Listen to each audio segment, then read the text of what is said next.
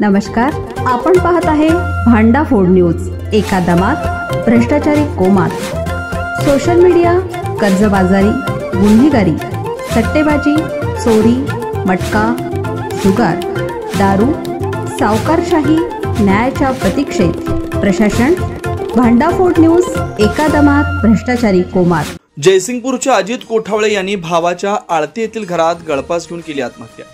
राधानगरी येथे कृषी अधिकारी असलेले अजित उमन्ना कोठावळे वय 50 सध्या राहणार शिरोड रोड आश्रय हॉटेलच्या पाठीमागे जयसिंगपूर यांनी आळती तालुका हातकणंगले येथे भावाच्या घरी पंख्याला बेडशीट बांधून गळफास घेऊन आत्महत्या केली। घटना सोमवारी सायंकाळी उघडकीस आली। दिलीप कोठावळे यांनी पोलीस ठाण्यात फिर्याद दाखल केली। पोलीस ठाण्यात गुन्हा दाखल झाला। मिळालेल्या माहितीनुसार अजित उमन्ना कोठावळे मूळ आळते गावचे असून सध्या ते जयसिंगपूर येथे राहत होते। ते राधानगरी येथे कृषी अधिकारी म्हणून कार्यरत होते।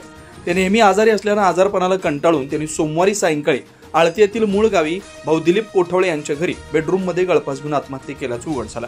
ते सोमवारी दुपारी सुट्टी असल्याने मूळ गावी आले होते।